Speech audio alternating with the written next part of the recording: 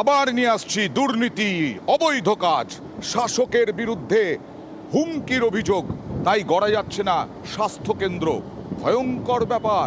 এটা হচ্ছে দাসপুরে। ভাবা যায় শাসকের হুমকিতে বন্ধ পশ্চিম মেদিনীপুরের দাসপুরের স্বাস্থ্যকেন্দ্র নির্মাণ। কথা বলবো প্রতিনিধি সুকান্তর সঙ্গে।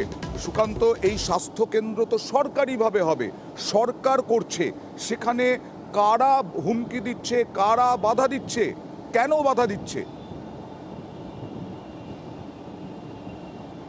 দেখো মূলত যাদের বিরুদ্ধে অভিযোগ তিনি হচ্ছেন বাসুদেবপুর গ্রাম পঞ্চায়েতের প্রধান প্রশান্ত হর সহ 2 তৃণমূল নেতা।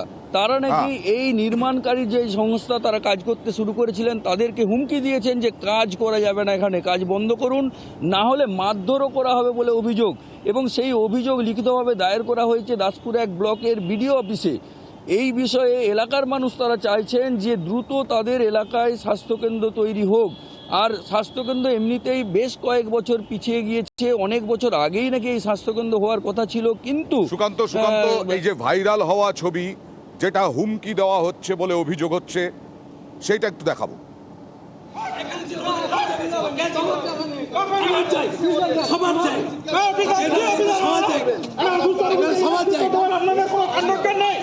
এখানে ক্লাবের হাফ আর সবার হাফ জায়গা নিয়ে সেটা আলাদা, এখানে আলাদা ব্যাপারে কোনো শুন নাই।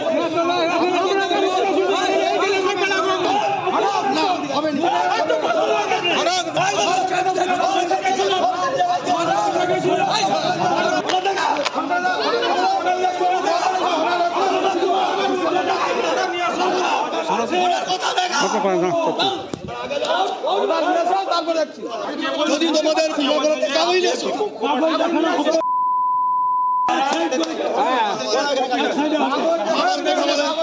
আমি কি বললাম তোমাকে?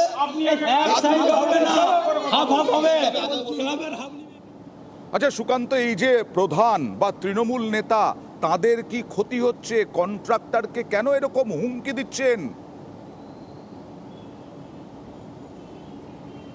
দেখো, এলাকার মানুষ যেটা অভিযোগ করছে যে এই যে তৃণমূল নেতা এবং গ্রাম পঞ্চায়েতের প্রধান তারা এসে তারা চাইছেন অন্যত্র সরিয়ে নিয়ে যেতে, অর্থাৎ ফাঁকা জায়গায় এই সুস্বাস্থ্য কেন্দ্র করতে চাইছেন। কিন্তু এলাকার মানুষ চাইছেন যে ওই জায়গা যেখানে হরেকৃষ্ণপুর পোস্ট অফিস চত্বর যে জায়গায় চিহ্নিত করা হয়েছে ওইটি একটি গঞ্জ, ওখানে প্রচুর দোকান রয়েছে, দোকানদার বা ব্যবসায়ীরাও চাইছেন যে এই জায়গায় হলে তাদের ব্যবসা আরও ভালো চলবে। তাই তারা রুখে দাঁড়িয়েছেন, তাদের দাবি যে প্রশাসন দৃষ্টি দিক এবং তাদের এই হরেকৃষ্ণপুর পোস্ট অফিস চক ওই জায়গাটা কি বলছেন দেখি। আগের যে প্রধান ছিল তখন তারা রেজুলেশন করে নিয়ে দাগ ভাগ দিয়ে এখান থেকে সরকারি থেকে পাস করা এই জায়গাটা স্বাস্থ্যকেন্দ্র হবে। আমরা সাধারণ পাবলিকের সাথে নেতাদের সাথে গন্ডগোল হয়, অগাধ রাজনীতির চাপে মাথা নত করে করতে দেয়নি, সেই নিয়ে আমরা হাইকোর্ট করি। হাইকোর্টে আমাদের মাননীয় বিচারপতি আমাদের প্রতি রায় দেয় যে যেখানে পাস হয়েছে সেই জায়গা হবে। প্রধান পঞ্চায়েত সদস্য না, তারা করতে দেন, তারা চাইছে যে এখানের উন্নয়নটাকে বাধা দিয়ে অন্য জায়গায় তারা একটা বন বাজারে বাইরে নিয়ে চলে যায়। আর এখনকার প্রধান যার বিরুদ্ধে অভিযোগ, যার ছবি ভাইরাল, তিনি কি বলছেন ফোনে শুনুন। আপনার ওই হরেকৃষ্ণপুরের ওই সুস্বাস্থ্য কেন্দ্র কি গন্ডগোলটা, বিষয়টা কি? ওই যে কাজটা বন্ধ করে দিয়েছেন। সেটা স্যার, আজকে আমার দুয়ারে সরকার আছে, আজকে আমি খুবই ব্যস্ত। আর আপনি আমার টেবিলে আসবেন, গ্রাম পঞ্চায়েত অফিসের টেবিলে আসবেন, আপনাকে বিষয়টা গ্রাম পঞ্চায়েতের টেবিলে তো আমি গিয়েছিলাম, আপনি থাকেননি। কালকেও গিয়েছিলাম, পরশুও গিয়েছিলাম। আসবেন আপনার সুবিধা মতো, আমি বলবো বিষয়টা, আজকে খুবই ব্যস্ত। আর ভিডিও কি বলছেন দেখুন। ধমক দেওয়ার খবর আমার কাছে কিন্তু সেইভাবে নেই। তো মানে আমার কি বলবো, আচ্ছা ওই ডিএম সাহেব বা এডিএম স্যার ওই যেভাবে বলছেন আমি কিন্তু সেইভাবে এগিয়ে যাচ্ছি এবং কাজ কিন্তু এভাবে ও শুরু কিন্তু করে দিয়েছে। আর আমরা ইমিডিয়েট আমরা ওটাকে চালু করে দিচ্ছি কাজটা, মানে 2-1 দিনের মধ্যেই। অবশ্যই তৃণমূলের শীর্ষ নেতৃত্ব তারা দেখুন, ব্যবস্থা নিন।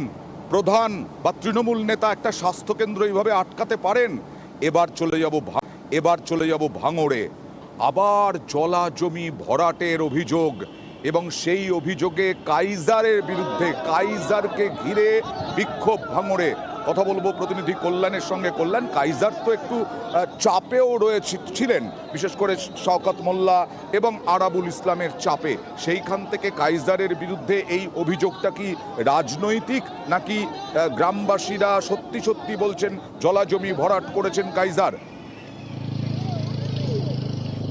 একেবারে অয়ন্দা, প্রথমেই জানিয়ে রাখি, এই যে কাইজার আহমেদ, তার যে রাজনৈতিক যে পরিচয়, সেই রাজনৈতিক পরিচয় কার্যত খর্ব হয়েছে বলা চলে। কারণ ভাঙড় 1 নম্বর ব্লক তৃণমূলের যিনি সভাপতি ছিলেন যে কাইজার আহমেদ, যখন শওকত মোল্লা দায়িত্ব পায়, তারপর ধীরে ধীরে কিন্তু এই যে শওকত মোল্লার যে লবি, সেই লবিই কিন্তু সেখানে শক্তিশালী হয়েছে। অবশেষে এই যে কাইজার আহমেদের যে পদ ছিল, সেই পদ, এরই পাশাপাশি যে জেলা পরিষদের সদস্য ছিল, ফলে একাধিক যে রাজনৈতিক এবং প্রশাসনিক যে পদে কাইজার আহমেদ ছিল, বর্তমানে কিন্তু তিনি রাজনৈতিক কোনো পদে নেই বা প্রশাসনিক কোনো পদে নেই, কিন্তু এলাকার যেহেতু তৃণমূল নেতা, সেই তৃণমূল নেতা হিসাবেই তিনি আছেন। আর আজকেই যে ঘটনা ঘটেছে, পাঁচগাছিয়া, ভাঙড় 2 নম্বর ব্লকের পাঁচগাছিয়া বলে একটি এলাকা রয়েছে, সেই এলাকায় সরকারি জমি দখলের অভিযোগ উঠেছে কাইজার আহমেদের বিরুদ্ধে। আর এই ঘটনার পরেই কিন্তু এলাকার যে সমস্ত সাধারণ মানুষজন, তারা কিন্তু ক্ষিপ্ত হয়ে কাইজার আহমেদ আজকে সকালে যখন ওই এলাকায় যায়, তাকে ঘিরে ধরে কার্যত বিক্ষোভ দেখায়। এলাকায় একটি ক্লাব রয়েছে, দেখা যাক বিক্ষোভকারীরা কি বলছেন।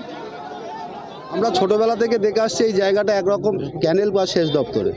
ছোটবেলা থেকে আমরা এখানে পুজো করি, 44 বছর আমাদের পুজোর বয়স।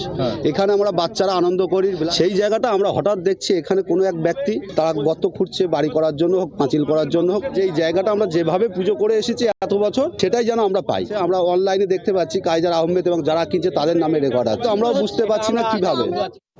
কল্যাণ, উনি তো দাবি করছেন, কাইজার তো দাবি করছেন ওটা জমিটা তার, তাহলে সরকারি জমি কিভাবে হবে? একেবারেই সরকারি জমি, এই কারণেই হচ্ছে যেহেতু গ্রামবাসীরা একদিকে অভিযোগ করছে, তারই পাশাপাশি যে ইরিগেশন দপ্তরের জায়গাতে যে কাজ হচ্ছে, ইরিগেশন দপ্তরের পক্ষ থেকে ইতিমধ্যেই কিন্তু ভাঙড় 2 নম্বর ব্লকের বিডিওকে চিঠি করা হয়েছে। ইরিগেশন দপ্তরের জায়গা জোর করে জবরদখল হচ্ছে বলেই কিন্তু চিঠিতে জানানো হয়েছে। অয়ন্দা, ওকে, কাইজার যতই দাবি করুন, সরকার থেকে বলা হচ্ছে এটা সরকারি জমি। এই জায়গাটা আমি 2008 সালে কিনি। এই জায়গা আমাদের নামে এলআর এবং আরএস রেকর্ড সব আমাদের নামেই রয়েছে। আপনি বলছেন আপনার জায়গা, আপনার নামে এলআর আছে, অথচ সেচ দপ্তরের অ্যাসিস্ট্যান্ট ইঞ্জিনিয়ার বিডিও ওসিকে চিঠি করেছে যে সেচ দপ্তরের জায়গা কনস্ট্রাকশন হচ্ছে। কি বলবেন? না, যদি উনি করে থাকেন তাহলে লিগালি সেই জায়গায় যেতে হবে, কারণ আমাদের কাছে টোটাল পেপারসপত্র রয়েছে। থানায় মাঝখানে ডেকেছিল, সেখানে আমরা গিয়ে পুরো পেপারসপত্র দিয়ে দেখানোর পরে ওরা ক্লিয়ারেন্স দিয়েছেন, ঠিক আছে আপনার কাজ করুন। আবার একটা, এবার চলে যাব বর্ধমান বিশ্ববিদ্যালয়ে। বর্ধমান বিশ্ববিদ্যালয়ে আজকে রাজ্যপাল গিয়েছিলেন, রাজ্যপাল সিভি আনন্দ বোস। তিনি কালো পতাকা, গো ব্যাক স্লোগানের মুখে পড়লেন। সেই ছবি দেখুন, একেবারে বিশ্ববিদ্যালয়ে, বর্ধমান বিশ্ববিদ্যালয়ে কালো পতাকা, গো ব্যাক স্লোগান। কথা বলবো প্রতিনিধি শরদিন্দুর সঙ্গে। শরদিন্দু, কেন কালো পতাকা, কেন গো ব্যাক স্লোগান? দেখো, বর্ধমান বিশ্ববিদ্যালয়ে দীর্ঘদিন ধরেই স্থায়ী উপাচার্য না থাকা একটা অচলাবস্থার পরিস্থিতি তৈরি হয়েছে। এক্সিকিউটিভ কাউন্সিলের বৈঠক হচ্ছে না, তার ফলে গুরুত্বপূর্ণ বেশ কিছু সিদ্ধান্ত আটকে রয়েছে বর্ধমান বিশ্ববিদ্যালয়ে। এবং এই বিক্ষোভরত ছাত্রছাত্রীদের অভিযোগ যে রাজ্যপালের টানবাহানার কারণেই সেই সমস্যা থেকে বেরিয়ে আসা যাচ্ছে না। শুধু তাই নয়, রাজ্যপাল নিজের স্বার্থসিদ্ধির জন্য সুপ্রিম কোর্টে মামলা করেছেন এবং তার খরচাও চেয়ে পাঠিয়েছেন বিশ্ববিদ্যালয়ের কাছ থেকে। এই জন্যই ছাত্রদের পক্ষ থেকে গো ব্যাক স্লোগান দেওয়া হয়, দূর হটো স্লোগান দেওয়া হয় রাজ্যপাল, এবং রাজ্যপালকে ঢোকা এবং বেরোনোর পথে তাকে কালো পতাকা দেখানো হয়। কারণ গত 24 ঘন্টার মধ্যে হঠাৎই রাজ্যপাল স্থির করেন বর্ধমান বিশ্ববিদ্যালয়ে তিনি একটি সভা করবেন, সেখানে বক্তব্য রাখবেন, এবং তারপরই তৎপরতা শুরু হয়েছিল। এবং তখনই ছাত্রদের বক্তব্য যে সমস্যার সমাধান না করে তিনি শুধু বক্তব্য রাখতে আসতে চাইছেন, তাই তার আসার কোনো প্রয়োজন নাই, তাই তারা সেই সভা যেমন বয়কট করেছে, তেমনই তাকে গো ব্যাক স্লোগান তাকে উদ্দেশ্য করে দেওয়া হলো। বিভিন্ন প্ল্যাকার্ড নিয়ে তারা দাঁড়িয়েছিল, কালো পতাকা কালো, রাজ্যপালকে বিক্ষোভ দেখিয়েছেন, রাজ্যপালকে কালো পতাকা দেখিয়েছেন যারা।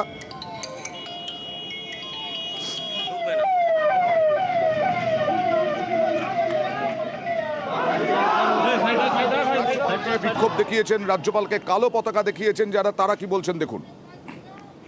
6 মাস ধরে বিশ্ববিদ্যালয়গুলিতে একটা অরাজকতা পরিস্থিতি তৈরি হয়েছে। বিশ্ববিদ্যালয়গুলিতে স্থায়ী উপাচার্য নেই, ফলে ছাত্রছাত্রীরা নানা রকম সমস্যার সম্মুখীন হচ্ছে। এর দায়িত্ব পুরোপুরি রাজ্যপালের, তাই রাজ্যপালকে আমরা আজকে এই বিক্ষোভ দেখাচ্ছি। এছাড়াও তিনি নিজের ব্যক্তি স্বার্থ সিদ্ধির জন্য তিনি সুপ্রিম কোর্টে মামলা লড়ার জন্য বিশ্ববিদ্যালয়গুলির কাছ থেকে টাকা চেয়ে পাঠিয়েছেন। স্টুডেন্টের কাছ থেকে যে নমিনাল ফিজ নেওয়া হয়, সেই ফিজটা স্টুডেন্টের ডেভেলপমেন্টের কাজে লাগানো হয়, কিন্তু তিনি সেই ফিজের টাকাটাও বিশ্ববিদ্যালয়ের কাছ থেকে চেয়ে পাঠিয়েছেন বিশ্ববিদ্যালয়ের ফান্ড থেকে তার ব্যক্তি স্বার্থ সিদ্ধির জন্য। তাই আমরা টাকা বিক্ষোভ দেখাচ্ছি এবং গোবক্স স্লোগান দিচ্ছি। আর রাজ্যপাল মনে করিয়ে দিলেন সুপ্রিম কোর্ট কি বলেছে, আর তিনি কোনো দ্বন্দ্বে যেতে চান না, সেই বার্তা দিলেন। As decided by the Honorable Supreme Court, the Governor invited the Chief Minister for discussion, and we decided to settle issues through mutual discussion, mutual understanding, and within the framework of the law. This initiative or model, Bengal model, in solving issues was highlighted by the Attorney General in front of the Honorable Supreme Court. We are here for conciliation, not for confrontation. Confrontation does not solve any problem. Our aim is to solve the problems, to make the universities of Bengal the best universities in India. আর পুরুলিয়ার বলরামপুর ব্লকের একটা রাস্তা দেখাবো। এই চেয়ারে যারা বসেন, আবার বলছি, তাদের কত বড় গাফিলতি, কত বড় উদাসীনতা। আর এই জন্যই তো কাটমানির প্রসঙ্গ ওঠে। 6 মাস গেল না, রাস্তা খারাপ। 53 লক্ষ টাকা কম নাকি? সরকারি টাকা কি আসে যায়? আর তার থেকে আবার কার পকেটে কত গেছে কথা বলবো প্রতিনিধি ইন্দ্রজিতের সঙ্গে। ইন্দ্রজিৎ, 6 মাস যেতে না যেতেই 53 লক্ষ টাকা দিয়ে তৈরি রাস্তা খারাপ হয়ে গেল। কি বলছে পঞ্চায়েত, কি বলছে জেলা পরিষদ, কাদের রাস্তা?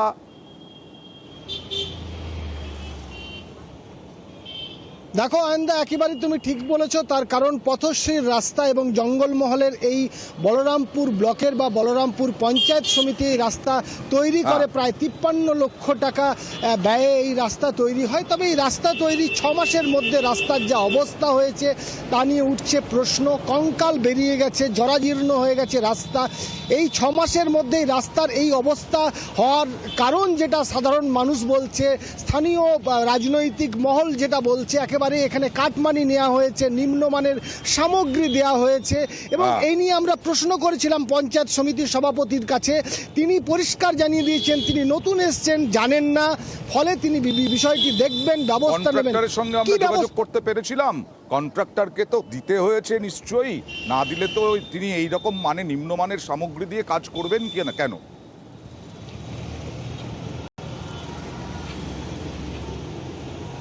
দেখো অয়ন্দা, এই বিষয়ে আমরা কথা বলেছিলাম, যেমন পঞ্চায়েত সমিতির সভাপতির সাথে। স্থানীয় বাসিন্দারা যেটা বলেছে, একেবারেই নিম্নমানের সামগ্রী, এবং এর নিম্নমানের সামগ্রী দেওয়ার পেছনে যে কারণটি রয়েছে যেটা তুমি বললে, তা পরিষ্কার সাধারণ মানুষ বুঝতে পারছে, নিউজ 18 বাংলার দর্শক বুঝতে পারছে।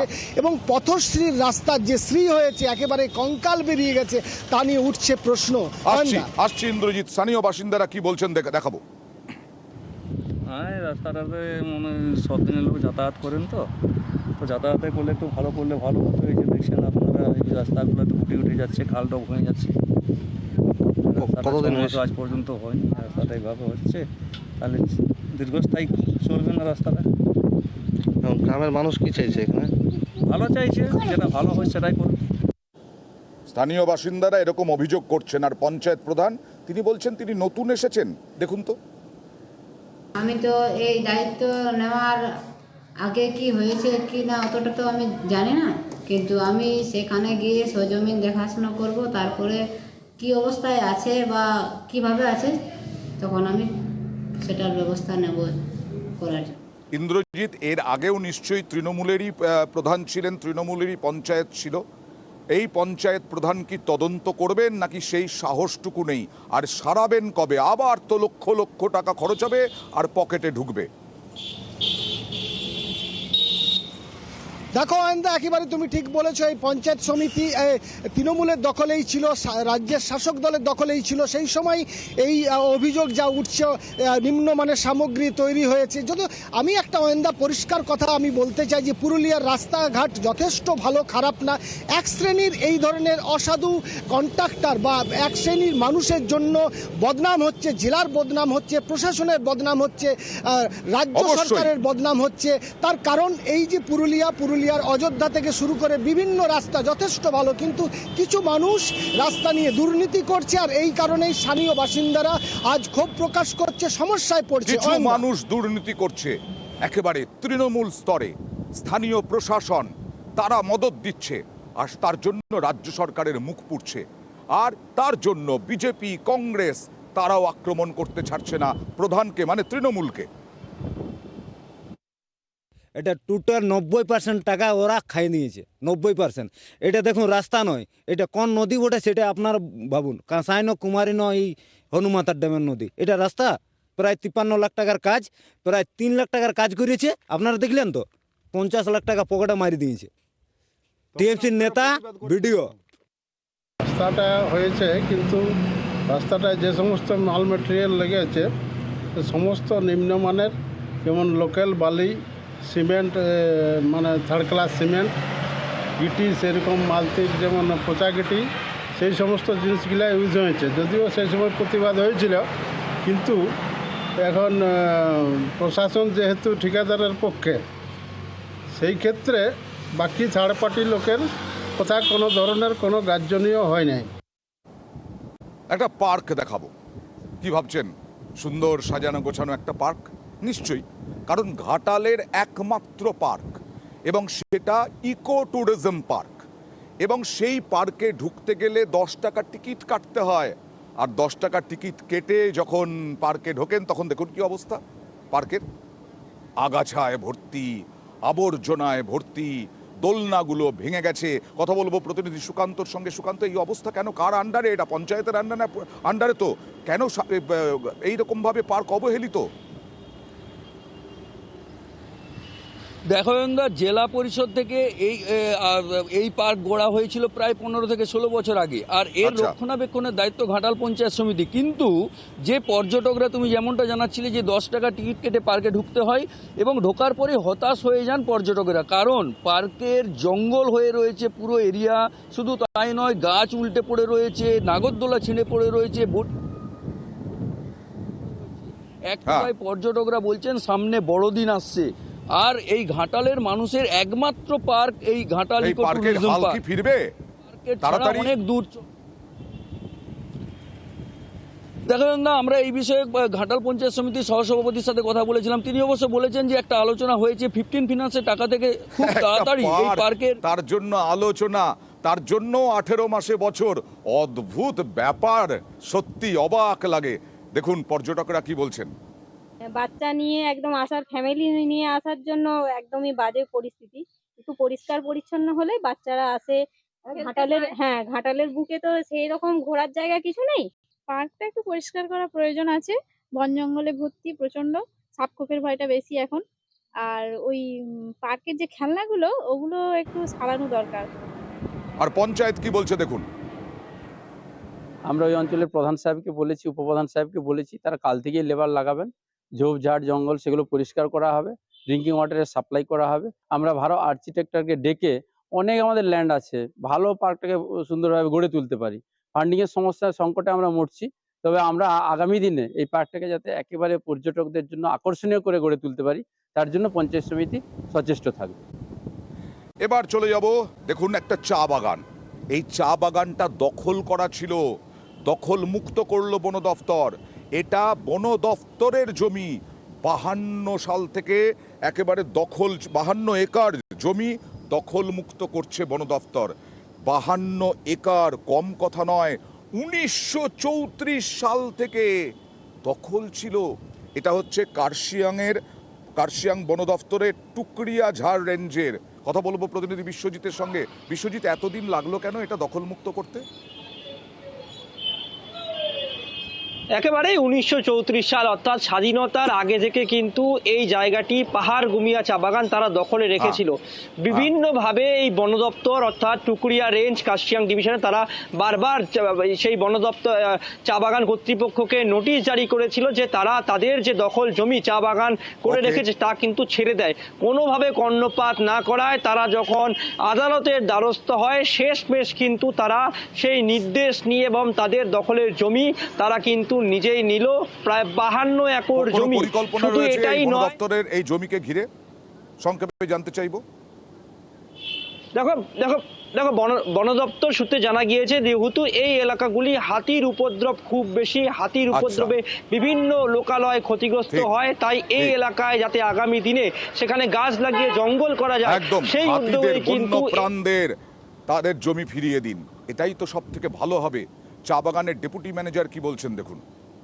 पटिशन डाला हुआ है और अगर ये अपना यहाँ पे प्लांटेशन था 1934 से 1974 में जब रिज्यूम हुआ उसके बाद से वो आरएस मैप में अपना एलआर मैप में चेंज हुआ, लेकिन आरएस में ये पहाड़ घूमे के लैंड था और ये काफ़ी 3-4-5 हज़ार यहाँ फैमिली है, वर्कर है, जिससे इन लोग का जीविका चलता है बागान से ही। तो और ये अगर 50 एकड़ से अपना 20 हेक्टेयर एरिया है, इससे तो कई फैमिली हम लोग का भूखा रहेगा। আর বন দপ্তর কি বলছে? পাহাড়গুমি টি স্টেটে ফরেস্টে অ্যারাউন্ড 52 একর্স ল্যান্ড কিন্তু ইনক্রোচ করা হয়েছে। ফরেস্ট কিন্তু মানে আমরা ব্যাক নিচ্ছি এই ল্যান্ডটাকে। এটা কিন্তু ওয়ান অফ দ্য মানে এটা এলিফ্যান্টে একটা রুট পড়ে যায়, মানে এরা যে ফাঁকা জমিন পাইলে কিন্তু এরা সব শুধু চায় বাগান করতেছে। আজকে আমাদের বাউন্ডারি পিলার যেটা আছে সে আমরা ডিমার্কেশন করতেছি। আসবো আগামী